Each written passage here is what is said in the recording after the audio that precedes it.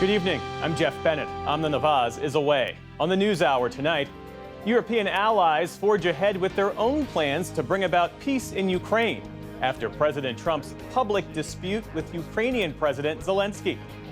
On the eve of President Trump's first address to Congress since returning to the White House, our newest poll reveals most Americans think he's rushing change with little regard for the consequences. And journalist and Nobel Peace Prize winner Maria Ressa discusses the state of democracy in the U.S. and lessons learned from the autocratic Duterte regime in the Philippines. You have to decide the world you want to live in. You have to decide whether rule of law exists. You cannot normalize impunity.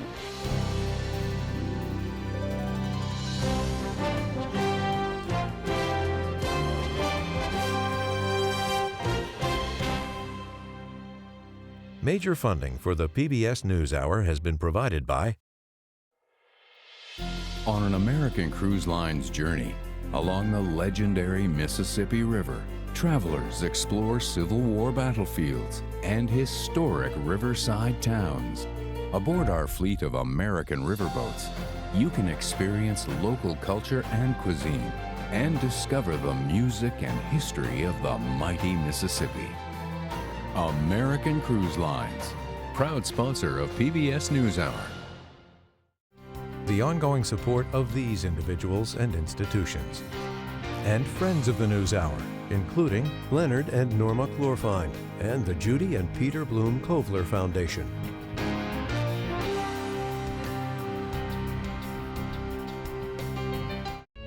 The William and Flora Hewlett Foundation. For more than 50 years, advancing ideas and supporting institutions to promote a better world at hewlett.org.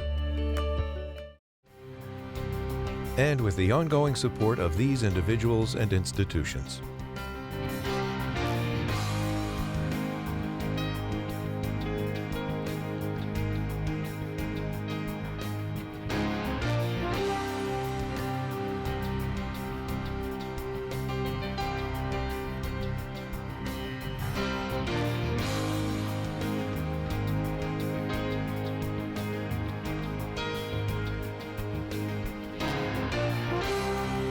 This program was made possible by the Corporation for Public Broadcasting and by contributions to your PBS station from viewers like you. Thank you. Welcome to the NewsHour. President Trump today continued his pressure campaign on Ukraine, insinuating that President Volodymyr Zelensky should step down if he doesn't want a peace deal. That follows their unprecedented clash in that Friday Oval Office meeting. Western leaders have been scrambling to help mend the relationship, but also make plans to maintain support for Ukraine if the U.S. walks away. Nick Schifrin reports.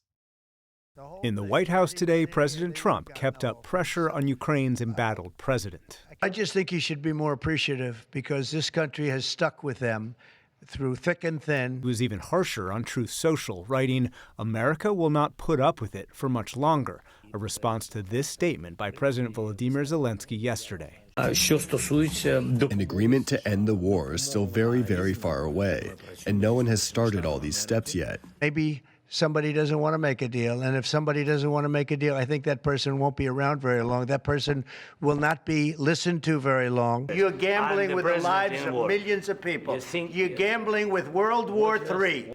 Today's rhetorical criticism highlights the substantive divide during Friday's Oval Office meltdown. Ukraine doubts the very diplomacy with Putin the U.S. is prioritizing. What kind of diplomacy, JD, you are speaking about? I'm talking about the kind of diplomacy that's going to end the destruction of your country. Tonight, Zelensky stuck to his guns that diplomacy requires security guarantees. The baseline scenario is to hold positions and create conditions for proper diplomacy. We need peace, real fair peace, not endless war, and we need security guarantees. And the war stops for no politics. This weekend, a Russian drone struck a residential apartment building in Kharkiv, one of countless Russian attacks on Ukrainian civilian targets. We are at a crossroads in history today. In London this weekend, Prime Minister Keir Starmer And we all need to step up. led Zelensky and European leaders in an emergency summit that, in Starmer's words, assembled a coalition of the willing. Europe is developing plans to deploy French, British, and perhaps Eastern European troops into Ukraine to help enforce a ceasefire that French Foreign Minister Jean-Noël Barrot today said could be for 1 month and not include ground combat. This ceasefire in the air and at sea and on energy infrastructure will enable us to attest to the good faith of Vladimir Putin when he commits to the ceasefire. But that's just one possibility, and European forces could not deploy without U.S. logistical and intelligence support. The discussions we've had today, particularly the coalition of the willing, is on the basis that this is a plan that we will work with the US and that it will have US backings. It's also not clear Ukraine would support a ceasefire before agreed security guarantees. Zelensky's point was that unless there are enforceable security guarantees backed by a credible deterrent force on the ground in Ukraine, Putin and Russia cannot be trusted. Bob Hamilton is the head of Eurasia Research at the Foreign Policy Research Institute, who's visiting Ukraine this week. When the survival of your nation is at stake, it's not unreasonable for President Zelensky to insist on at least some assurances of security guarantees before he signs up to a ceasefire agreement, particularly one that he's not involved in negotiating. Ukraine and Europe must also confront the possibility of losing U.S. military assistance. Ukraine would struggle to replace American air defense and Western artillery. But with more funding, it could rely more on domestically produced drones that are already causing the majority of Russian casualties. If those funds were provided by foreign countries, Ukraine could upscale its defense industrial production fairly quickly to double or triple it if it had the money. For all the pressure that President Trump and his allies are maintaining on Zelensky, today the president said the economic deal that Zelensky was supposed to sign on Friday before the meeting in the Oval Office went off the rails is still alive, depending, Jeff, on what Zelensky says and does. Meantime, Nick, what are you learning about what Zelensky is discussing with his fellow leaders in Europe? Zelensky spoke to Baltic leaders this afternoon, and a senior European official who was on that call told me that Zelensky sounded contrite about what had happened on Friday, and that he understood he needed to mend the relationship with Donald Trump. From the Western European perspective, we heard why in our story right there from Prime Minister Starmer, that European troops could not deploy into Ukraine without U.S. support, intelligence, and logistics. The U.S. officials who are in favor of maintaining support for Ukraine had hoped that that economic deal would be signed on Friday as a way to convince a skeptical President Trump not only to continue support for Ukraine, but even invest in Ukraine's drone industry, which, as we said, is super important. So whether he's willing to do that, whether, frankly, President Trump is willing to keep the same number of U.S. troops in Europe, well, all of that tonight, Jeff, lies in the balance. Nick Schifrin, thank you. Thank you.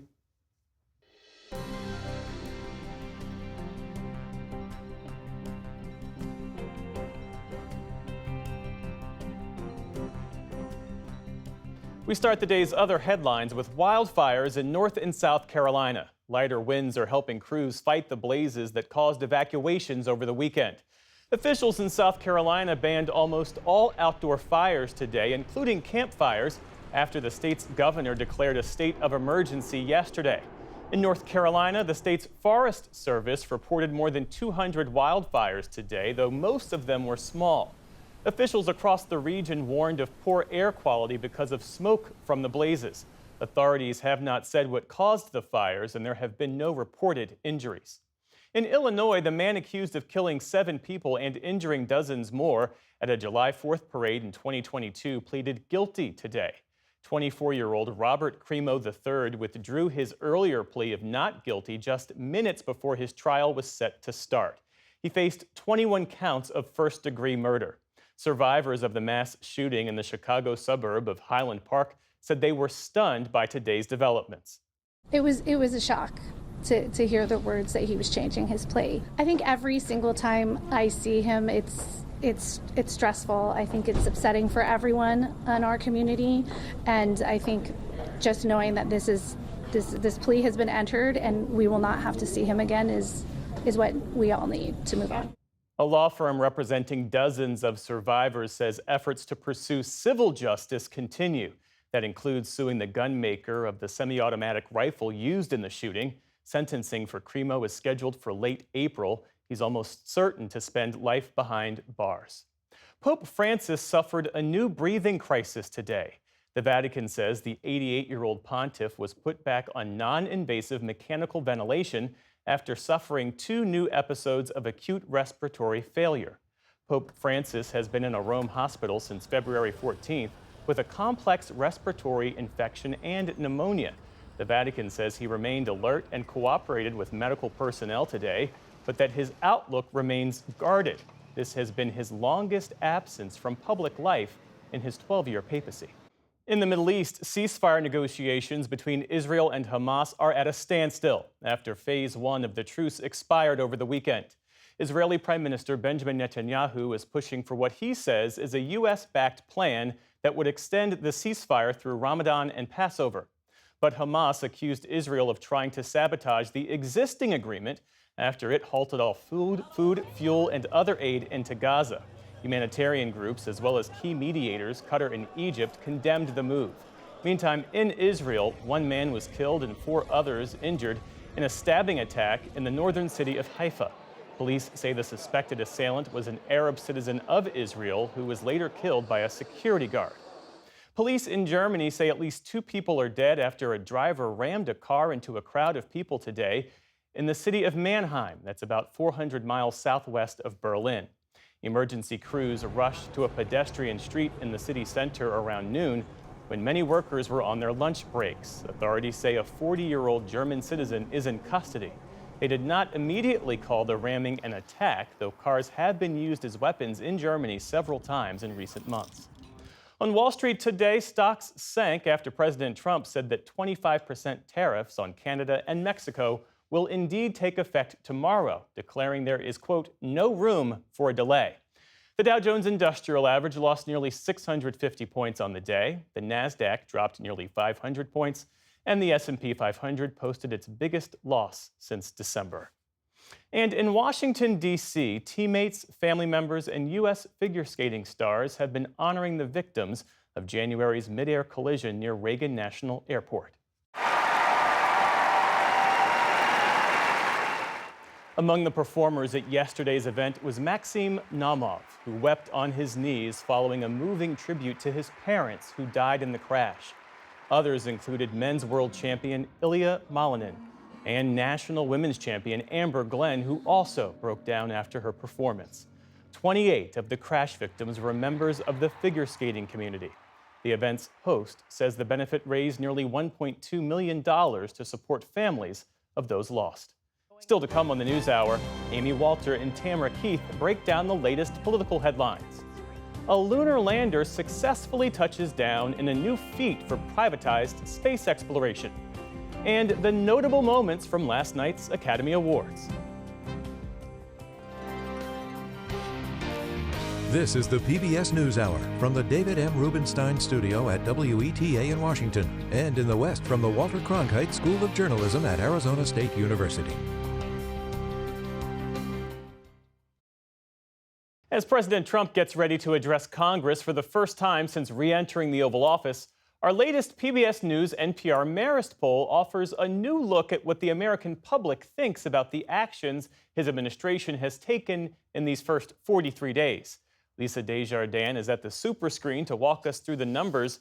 Hey there, Lisa. Hi. All right, so big picture, what do the American people think about the president and the changes he's making? Let's start with that top figure, the approval rating. Where are Americans that we asked about that right now? 45% approve of the job Donald Trump is doing as president so far. I'm going to write that number down. I want you to remember that 45%. Now, more Americans disapprove, but just barely. Why is this 45 number significant? This is Trump's approval rating up and down over time. Here we are right now at 45%. This is the largest approval rating he has experienced in office as president, much higher than where he ended during his first term. Now, another thing we asked folks about, all of these actions that Trump is taking, do you think that they are for the good mostly or not for the good, for the bad, for this country? Do they make things better or worse? When we asked that question, 45%, that same number, said we think these actions make things better in this country. Now, it's not a coincidence that those numbers are the same. 45% generally like the job he's doing, think it's for the better. What's driving that is a single force: Republicans. Of those, when we ask people who they think if Trump is doing a better job, 88% of Republicans think what Trump is doing is for the better for this country, versus just 12% of Democrats. These two groups live in completely different worlds, almost different planets. Independents, a minority of them also believe Trump is doing a better job. It is Republicans who are really pushing Trump's numbers to go higher right now. Now, at the same time, this poll was taken before the confrontation in the Oval Office with Vladimir Zelensky, but Lee Meringoff with the Marist poll says what Trump is doing is he's flooding the zone with controversial actions. We're just seeing a lot of things happening with little time for the public to digest. The net effect of it all is there's a sense on the part of the public that, some things are moving just a little too fast, and they're not totally convinced that things are moving in the right direction. Well, let's talk about the pace of change, because the president has signed something like 76 executive orders. He's fired thousands of federal workers, slashed and frozen government spending.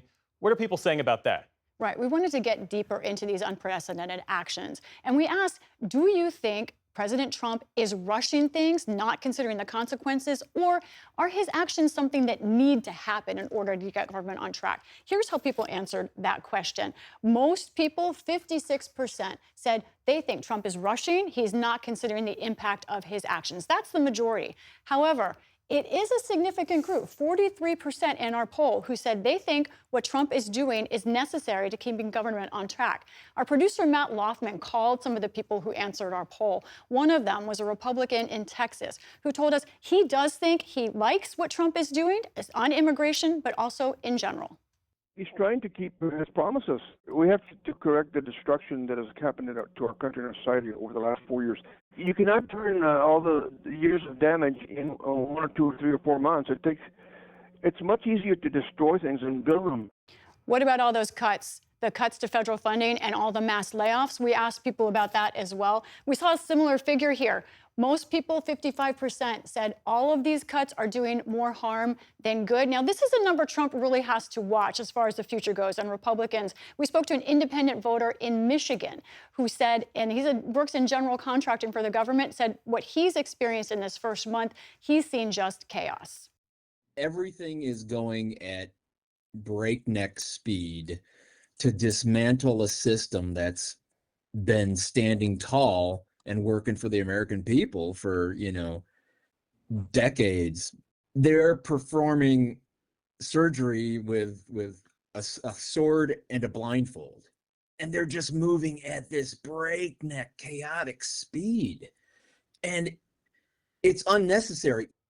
Well, how do those polled view Elon Musk, who is in many ways the face of the Trump administration effort to scale back the size of government and fire federal workers? Right, holding the sword. Now, what's the approval rating look like for him? 39%. Of course, that is lower than Trump's approval rating of 45%. But what we've seen in the past month or so, 2 months, Republicans are warming up to him more, not Democrats or independents. And Lisa, we saw some Republican members of Congress in recent weeks face a real onslaught of anger from their constituents in those town hall meetings. How are those polled? How do they view Congress and our system of checks and balances? This is now a question at American dinner tables. How is the Constitution holding up? So we did ask, do you think checks and balances, that system is working now? Right today, 56% in the last week or so believe no, our checks and balances system is not working. But what is dramatic here is what a change this is from December when we asked the same question. Look at this. In December, 66%, 2/3 said, yes, checks and balances, it's holding up.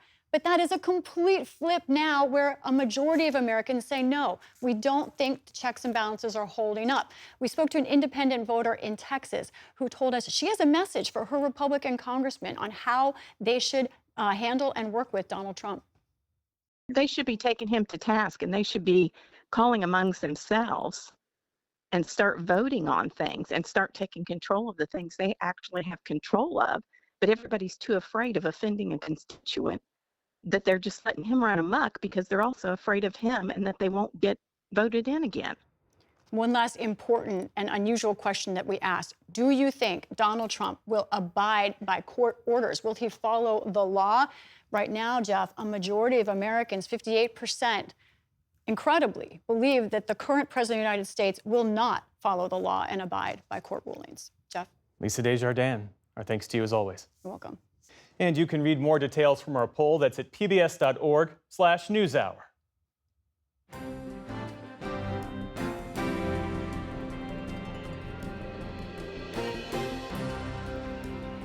And for more on the latest political news, including the fallout from President Trump's meeting with Ukrainian President Zelensky and analysis of that PBS News poll, we're joined now by Amy Walter of the Cook Political Report with Amy Walter and Tamara Keith, NPR's senior White House correspondent. With a welcome to you both. All right, Tam, so according to this PBS News NPR Marist poll, Americans are divided about President Trump's job performance. And in this latest poll, 56% of Americans say the president is rushing to make change without considering the impact of his decisions. That includes 2/3 of independents and 11% of Trump voters. What stands out to you about this? The 2/3 of independents, because independent voters are sort of the canary in the coal mine for approval of what the president is doing. And when you are winning independents as president, you're doing well. When independents are moving away from you, that's an indication. Because at this point, partisan views are so set in stone that Republicans will automatically say that Trump is doing great, and Democrats will automatically say that he is doing terrible. So you look to the independents. And in this case, 2/3 of independents say that the president and DOJ are rushing too much to make change. That is certainly, like a yellow flashing light for the White House. And Amy, on his handling of the economy, our poll found that 42% think President Trump is changing the economy for the better, 46% think for the worse. But perhaps more telling, 56% of people expect grocery prices to actually go up over the next 6 months. And that's with those extensive tariffs set to take effect tomorrow. You wrote recently about the warning signs for Republicans on the economy. What are you seeing? Yeah, I use the same term that Tam did, which is sort of the flashing yellow lights here for Trump and for Republicans. Look, we've seen a couple of things in these last few weeks. The first is a drop in consumer confidence that's being captured in a number of different surveys. And then we see, like this Marist poll, that the president's overall approval rating on the economy is in more negative territory than positive territory. And that's not usually where Donald Trump is. If you go back and you look at the Marist poll from the summer of 2018, which was the last time that this poll asked about these issues while Trump was in office. So there wasn't any data from 2017. But at this point in 2018, opinions about Trump overall were much lower. Opinions about his handling of immigration, his handling of foreign policy, much lower than they are now. But his opinion on the economy, how well he was handling the economy, much higher back in 2018 than it is today. And I think a lot of it is driven by the fact that there are so many voters out there, especially independent voters, who voted for Donald Trump with the really emphasis on his ability to lower prices and to focus on the economy. And that's one other number that has been showing up. This one was a CBS poll from this weekend. 80% of voters saying inflation is the top issue for me. And yet only 29% think that Donald Trump is focused on that issue. Tim, meantime, it would appear that the fallout from President Zelensky's calamitous visit to Washington, that Friday Oval Office meeting, the fallout from that continues to grow. President Trump and his top advisors continue to criticize Zelensky, his outlook on the war, his demeanor. They're suggesting that he might need to resign. They're also saying that he doesn't necessarily want peace. The rhetoric from the White House in many ways mirrors the rhetoric from the Kremlin, trying to paint Zelensky, not Putin, as the warmonger. Yeah, and President Trump was asked about that today and didn't really engage on the question despite being asked and hearing the question. He does not seem to be concerned about Moscow being very happy with the rhetoric coming out of the White House. But the White House was clearly very happy with how that meeting went, with the blow up, with all of the attention that it generated. Because if they weren't happy with it, we would have seen President Trump. We would have seen him over the weekend. We would have seen him today. But instead, he has been quiet. He has not wanted to step on that news cycle. And then what you've seen is Republican allies of the president going on Sunday shows, otherwise going out and backing him. And there's a reason for this in part. The public has gradually, over the last several years, in part because of Trump and other Republicans, and in part because Russia has done a decent job of getting its views into the American bloodstream, the American public has really soured on Ukraine in this war.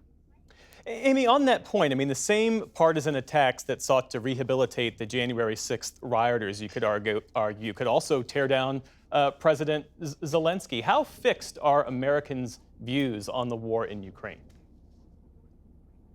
Well, I agree with Tam that they are really driven by partisanship more than anything else. So they're fluid in the sense that where partisans will go with wherever their leaders are going. So back in 2022, for example, an equal number of Democrats, Republicans, independents supported Ukraine as the war was breaking out. But as we moved into 2023 and 2024, especially as Trump was critical of Ukraine, was more supportive of Putin, and as then President Biden going to Ukraine, increasing aid to Ukraine, you saw Democrats' support pretty much stay where it was at the beginning, but Republican support crater and independents going down as well. And so I do think, look, the challenge with foreign policy in general when it comes to American voters, some do, but most don't have hard and fixed opinions, especially about the state of the, where the European line should be drawn or not. And so they are really following the folks that they trust either within a party or, in many cases, whatever information source they're using to get most of the information, and they just will go along with that. And when that side shifts, they shift with it. Should we expect to hear more from President Trump on this when he addresses the joint session of Congress tomorrow? What are you watching for? Yeah, so I asked the White House for a preview. They sent me a Fox News exclusive that they had given to Fox. But yes, peace around the globe is on the agenda, pushing Congress to pass border security funding and generally pushing Congress to do his agenda, talking about the economy and what he's done. And also, we can expect him to talk about his accomplishments in the first month and a half in office. This is the way the White House has described it. I talked to a former White House official from the first administration who said he expects President Trump's message to be get on board or get out of the way. Okay, Tamara Keith and Amy Walter, thanks as always. You're welcome.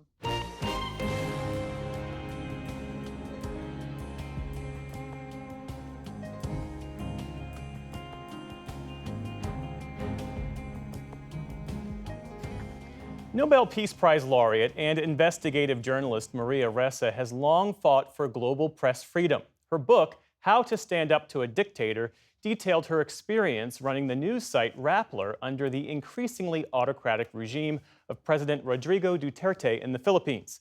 She recently sat down with Amna Nawaz to discuss parallels she's seeing between the Philippines and the U.S. under President Trump. It's part of our new series on democracy, which focuses on the laws, institutions, and norms that have shaped this country and the challenges they face today. Maria, welcome back to the NewsHour. Thank you so much for joining us. Thanks for having me. So there's been a lot of concerns you've seen about President Trump's continuing attacks on the press and concerns about a loss of press freedom. I want you to start by just comparing what you lived through, what you documented, what you covered under Duterte with what we've seen in the first several weeks of this second Trump administration so far. It's exactly what we've lived through, except accelerated. It's incredible how fast it's going, and part of that is organization, right? But what we did in the Philippines is within 6 months, the Constitution of the Philippines is patterned after the United States. We have 3 branches of government and a powerful executive. But within 6 months of the election of Rodrigo Duterte, of him taking office, all of the checks and balances had collapsed. He was an all-powerful, the most powerful leader the country had ever known. And critical to that, crucial to that, is silencing the press and the justice system, the court system, right? And I think that's what we're beginning to see right now. Let me ask you about a few individual things we've seen. You've obviously seen the president go after specific news networks. He's also opened a probe into PBS, we should note. He's also blocked access for the Associated Press, known as the AP, for their refusal to call it just the Gulf of America as he wants. They call it the Gulf of Mexico and say he wants to change the name. Now, the AP, we should note, serves thousands of news organizations. They have a reporter in every single state house in America, hundreds of countries, rather over 100 countries across the world. What does it say to you that he's going after the AP? What's at stake in their lawsuit against the president here? It's not just press freedom that's at stake, right? And again, let me ground it first in what happened in the Philippines. Our president then went after the largest newspaper, the largest television station, and then online, we were the largest. We were number 3. But go big, go fast, take them down quickly, make an example. I was the example of a journalist. I had, oh my gosh, a long career. I had headed the largest network in the Philippines after almost 20 years with CNN. And then when the charges came, so first social media, that tax came bottom up. You say a lie a million times, it becomes a fact. And it was that journalist equals criminal. 2 years before I was actually arrested, they trended that, the network that was created online, so the propaganda. Then a year later, we had the first criminal charges, 21 of them, and then by 2 years later, by 2019, I was arrested. And then it was 10 criminal charges in a little over a year. Look, what you're seeing is death by 1,000 cuts of democracy. This is exactly what I had written about in the book. And originally, I was speaking to Filipinos, but it is a cautionary tale for every democracy where technology is the spark that allows populism to become authoritarianism and to shift over. I think we're seeing this now. So if the press is under attack here, Maria, as an observer watching this all unfold, what do you make of the way that the press has responded? In particular, the fact that there's been a major news organization in ABC that's already settled a lawsuit with the president. It's reported that CBS would likely do the same. What do you make of that? Don't voluntarily give up your rights, right? I mean, again, I'll give you our example in the Philippines, where the newspaper gave up, the television station gave up, it lost its franchise or license to operate. And guess what? It never regained it, even after the time of Duterte. Little Rappler, with about 100, 120 people, we stood up. And, it was difficult. It was frightening. But we're still here, right? A point in time when I faced over a century in jail, but I'm still here. And after 2021, I had lost some of my rights. I wasn't allowed to travel, for example. But now, here I am. I'm in New York City teaching at Columbia University, right? So I guess what I'm saying is, hold the line is the phrase we used because it's connected to the rights that you deserve as a citizen. And if you do not hold the line at this crucial moment, this is the moment when you are strongest. You will only get weaker over time. And it isn't just the journalists, because journalists are the front lines in this, but the question is to every single citizen in America. It's the question I threw in the book, how to stand up to a dictator. And that question is simple. What are you willing to sacrifice for the truth? Because if you don't have facts, you cannot, and I've said this over and over since 2016, without facts, you can't have truth. Without truth, you can't have trust. Without these, we have no shared reality. You can't solve any problem, let alone existential ones like climate change. You can't have journalism. You can't have democracy. And in a system like that, only a dictatorship wins. Maria, you're drawing the comparisons here based on your lived experience, of course. But there are folks who will say, look, the U.S. is not the Philippines. Trump is not Duterte. Our democracy is not the same as the one that you lived in. What do you say to that? The idea that this is somehow immune, our system, from the same things that the Philippines fell prey to? I think I have two ways to respond to that. The first is, it isn't just the Philippines. There is a dictator's playbook, and you can look first at Russia, actually even before that, Turkey, Hungary, Russia, right, with Putin taking office. And the first step is really to get elected, once you're elected, to crush the systems of checks and balances and then replace them with your own. We're starting to call them the broligarchy because it's far more potent. The tech guys are more potent than just normal oligarchies. This is political largesse, political patronage. You have to decide the world you want to live in.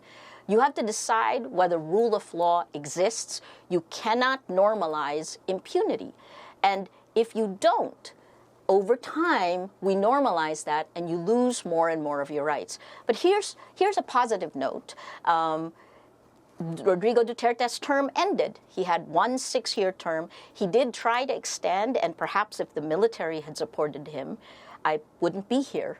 But we now have another president, and those 10 criminal cases that I've now won 8 of those 10, and 2 left. I still have to ask the Supreme Court for approval to travel, but we're here.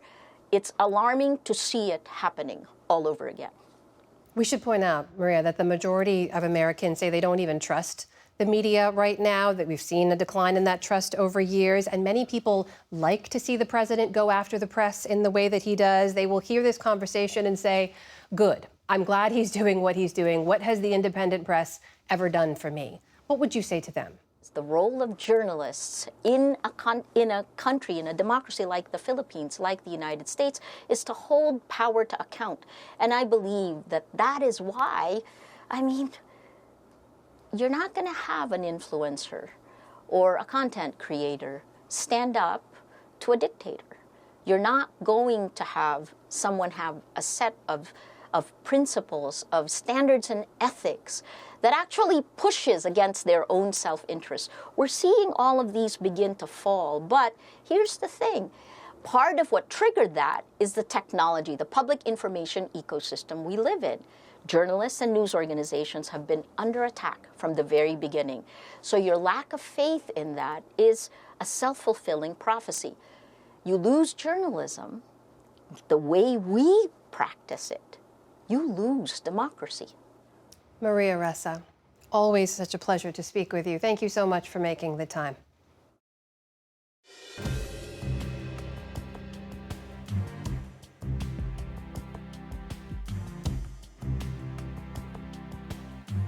NASA's partnership with the private sector took another key step forward this weekend with a successful moon landing. Y'all select the landing. We're on the moon. The Blue Ghost lunar lander, measuring only about 6 by 11 feet, stuck the landing safely early Sunday, making it the first commercial spacecraft to do so after others tried but crashed or tipped over once they got to the moon. Blue Ghost is built by the private company Firefly Aerospace. It's carrying a number of experiments for NASA and is part of a larger effort to have private companies make deliveries for larger missions. Miles O'Brien joins us now. Miles, it's always great to see you. So what is the significance of this Blue Ghost landing? Well, Jeff, it's a big accomplishment for a small private enterprise to land on the moon. This is not easy stuff. As they say, rocket science is hard. This is part of the overall Artemis program and is truly a highlight in a program which is facing a lot of trouble. Artemis, of course, is the Return to the Moon campaign over several years. These missions, and this is one of about 11 or so in the coming years, are designed to scout out the surface, determine the radiation environment, try to figure out what to do about that difficult lunar dust, which can be very sticky and sharp, and also learn how to navigate and land successfully. They were able, interestingly, to use the Earth-based GPS system to get a fix. So that actually portends well for navigating in the future. So a glimmer of hope in an otherwise troubled program. A glimmer of hope indeed. How much of a boost is this for Artemis? Well, it helps, and it puts Artemis in people's minds. But at the center of Artemis is a giant, what some might call white elephant of a rocket. It's now at coming in at about $90 billion. I'm talking about the Space Launch System. And it's had a very long and slow and continually delayed effort to get into space. At this point, NASA is projecting a moon landing in 2027, but that's probably pretty optimistic. So this is a program that is looking like it is a ripe target for the Doge world. Well, it raises the question, what is Elon Musk's stance on Artemis, especially since he has his own private spaceflight company, SpaceX? He's not a big fan. But interestingly, he does have a key part to play in Artemis. His Starship would be modified and used to actually do the last bit and land on the lunar surface. But the Space Launch System itself, he's described as inefficient, a jobs program, not a results program. And he said he wants to go straight to Mars. The moon is a distraction. So that lends itself to a lot of speculation right now that Artemis could very well be on the chopping block. But we'll have to wait and see. The future administrator, the potential administrator, I guess we would expect him to be the administrator, Jared Isaacman, the billionaire who is slated to do that, has hearings. And at that time, we'll hear a little bit more about his thoughts on it. But he also calls it a very expensive way to go. So we'll see what happens. But this could be these missions, these CLPS missions, could be the real highlight of Artemis when all is said and done. Miles, is that a widely held view that Artemis is inefficient? I mean, is this program really in trouble? Well, when you look at a rocket that is that far over budget and that delayed, and the key point here, Jeff, is that the rocket they're building is based on old shuttle and basically Saturn V technology. It goes back many decades. It was supposed to be faster and cheaper.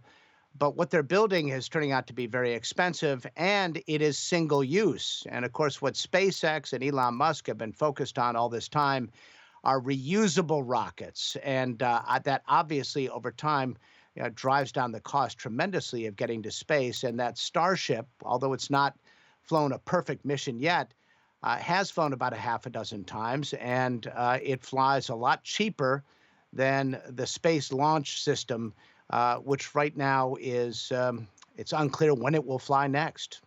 Miles O'Brien, our thanks to you as always. You're welcome, Jeff.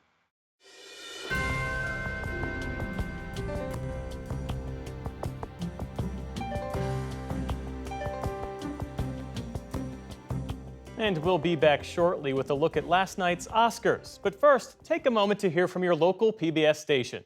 It's a chance to offer your support, which helps to keep programs like this one on the air.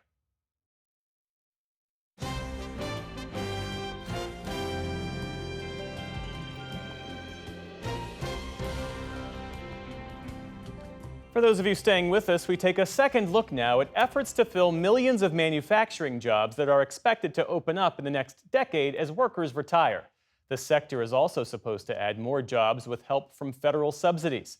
So where will the needed workers come from? Well, how about some two-year colleges like Cincinnati State? Our economics correspondent, Paul Salman, paid a visit in search of hope for the future.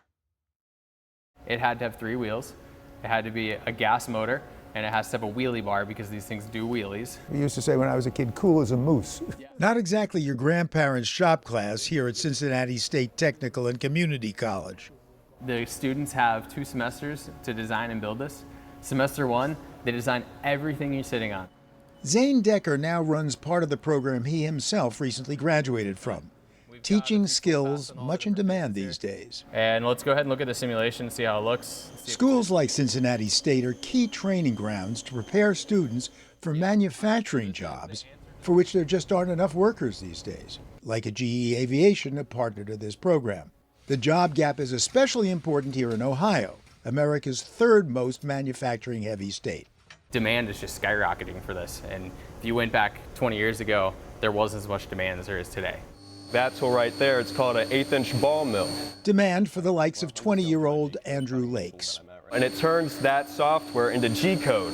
And this is what G-code is right now. And it's reading all those lines of code, and that line of code tells us what that tool is going to do. Which is I'm building a pocket knife handle.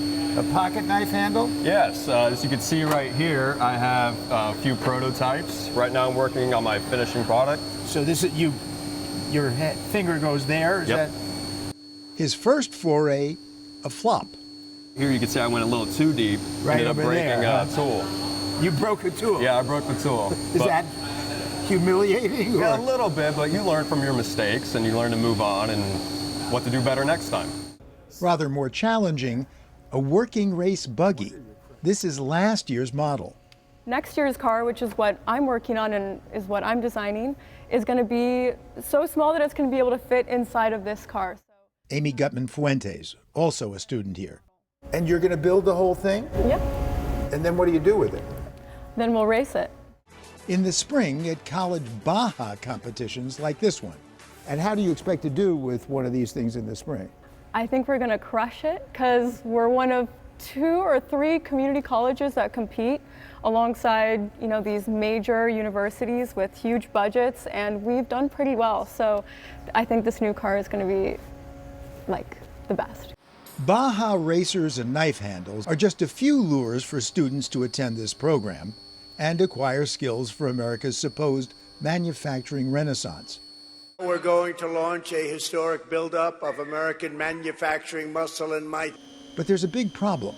What we hear, what we read, is that there's a real shortage of people going into manufacturing while lots of people are retiring from manufacturing. Yeah. Not the case? It's absolutely the case. We have all these people retiring that have the skills. We've got this younger generation that there's a big skills gap where we need to get this younger generation to replace these people who are retiring. Where better to get the skill than at America's community colleges, where nearly 9 million students pay a tiny fraction of the cost of a 4-year degree. And how much does it cost to be here? For me, it costs about $3,000 a semester.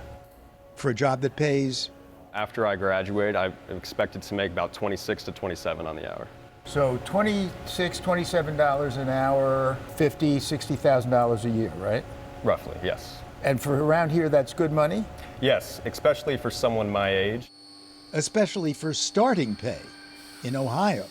We really emphasize preparing students for the workforce of the future because our job is to meet the needs of the local economy. Monica Posey, president of Cincinnati State. 85 to 90% of our students stay in this area and work. And we have great partnership with employers, and they tell us what they need, what we should be investing in, what we should do. But, and here's the crux of this story, Zane Decker's classes are undersubscribed. Cutting-edge skills, good jobs, lack of workers nationwide, and yet not enough young people in the pipeline. How many of you think that people like yourselves aren't here because manufacturing is uncool? Uncool. No? Because it's too hard. Really, almost everybody. Because they just don't know about it. That too. I put the same questions to the teacher, Zane Decker. We've got to work on changing and really having people realize that if you look around the shop, it's not all that dirty. Right? People are out there challenging themselves. They're spending half their time on the computer, half their time on their shop floor. I think if we can show young people that this is a viable career and the training is available for it, we can fill that gap. But we're nowhere near there yet, right? Yeah, we're not there yet. I think a lot of it is just the stigma around this field and getting people to realize that it's a much nicer job than it used to be 50 years ago. And its president, Monica Posey, says Cincinnati State gets federal and state funding to do so. We're recruiting and we're doing everything we can to invest in it, but we also know that we need to recast manufacturing in terms of student and families, their attitude about the industry. But still not an easy sell, even with incentives like this one, which literally anybody can drive. And if you spend 4 semesters here while prepping to propel America's proposed manufacturing future, you can even build. For the PBS NewsHour, Paul Salmon, risking my neck to amuse you in Cincinnati, Ohio.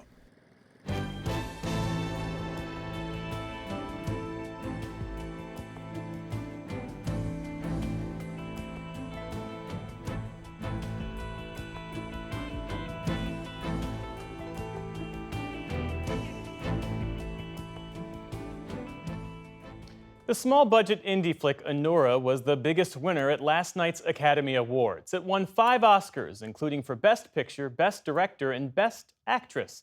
Mikey Madison won for her portrayal of the title character, becoming one of the youngest to win in that latter category. Stephanie Tsai has more for our arts and culture series, Canvas. Anora tells the story of a New York sex worker who falls in love with the son of a wealthy Russian oligarch. Produced with just $6 million, the film was directed, written, edited, and produced by Sean Baker, who swept those categories and is now tied with Walt Disney for the most Oscars won in a single night. For more on Sean Baker's sweep and other highlights from the Oscars, I'm joined by Justin Chang, a film critic at The New Yorker who also reviews movies for NPR's Fresh Air.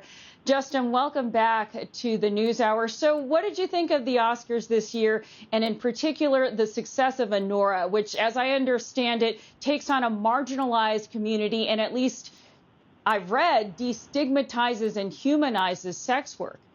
Yeah, thank you, Stephanie. It absolutely does that. And this is something that has been very meaningful to Sean Baker throughout his career. He has repeatedly and consistently made really interesting, smart movies about sex worker characters. Starlet, Tangerine, Red Rocket. And so he is not a filmmaker, many of us critics who have been championing his great work for many years, who necessarily was inevitably in line for an Oscar win. So it's really gratifying that he won, that a movie as strong as Anora, winning 5 Oscars, and in all those categories that you mentioned, winning 4 Oscars for Baker alone and Best Actress for Mikey Madison. It's pretty remarkable. I also think that many of us feel this is one of the better outcomes to a very long, fraught, and controversy-plagued season that we are all extremely happy is over. Justin, this isn't the first time in recent years we've seen a small-budget indie film win Best Picture, and we also saw multiple wins, including Best Actor, go to The Brutalist, starring Adrien Brody. What has changed in the Academy to bring these films to the forefront? I think that the Academy is becoming a more diverse membership, a more international membership, due to concerted efforts to diversify its ranks. It's a younger group, a more globally minded group. Many members now live outside the US. And I think their taste has actually become more sophisticated. This is not the first time, as you say, Stephanie, that an independent, low-budget film has won Best Picture. And I think that both Anora and The Brutalist speak to the high regard for these movies, even if they aren't setting the box office on fire. Both movies made for $10 million or less, as the filmmakers have been drawing attention to. Both movies have grossed about $40 million worldwide. It's a very good thing that the Academy is able to separate big hits from excellent movies, and that's why I'm very grateful that Wicked did not win Best Picture last night. One of a few reasons, actually. That would have been a much more traditional choice in a sense. Speaking of that, I want to talk about Best Documentary Feature, which went to No Other Land. That chronicles Israeli demolitions of Palestinian homes in the West Bank. Even in Hollywood, the Israeli-Palestinian conflict has been a third rail, and this film doesn't even have a U.S. distributor. What statement did the Academy send with this award? I think it was a brilliant choice of a brilliant movie for this award. It is pretty unheard of for a movie that has had trouble securing U.S. distribution to be even in contention, serious contention for an Oscar. And I hope it speaks to Hollywood, and not just Hollywood, but just throughout the industry, throughout the country, a willingness to look certain realities of the Palestinian-Israeli conflict in the face, which is what this movie bravely does. And so I really applaud the choice. I think Yuval Abraham and Basil Adra gave the best, most important, most searingly political speech of the night. And I hope that No Other Land is as widely seen as it deserves to be. Justin Chang, the film critic at The New Yorker. Thanks so much for sharing your take with us, Justin. Thank you for having me, Stephanie. Always a pleasure.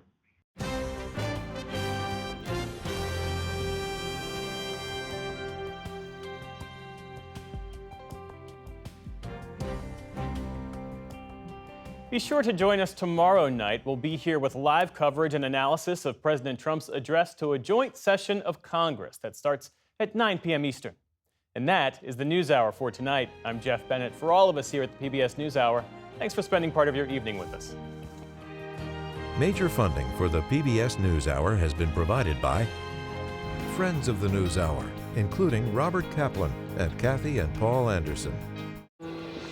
A successful business owner sells his company and restores his father's historic jazz club with his son. A Raymond James financial advisor gets to know you, your passions, and the way you bring people together. Life well planned. At BDO, I feel like a true individual. People value me for me. They care about what I want, my needs, my career path. I matter here. In 1995, two friends set out to make wireless coverage accessible to all. With no long-term contracts, nationwide coverage, and 100% US-based customer support. Consumer Cellular. Freedom calls.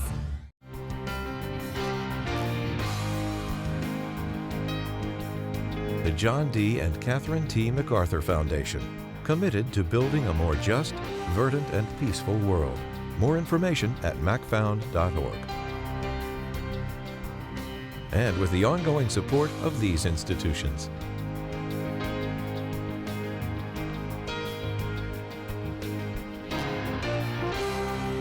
This program was made possible by the Corporation for Public Broadcasting and by contributions to your PBS station from viewers like you. Thank you.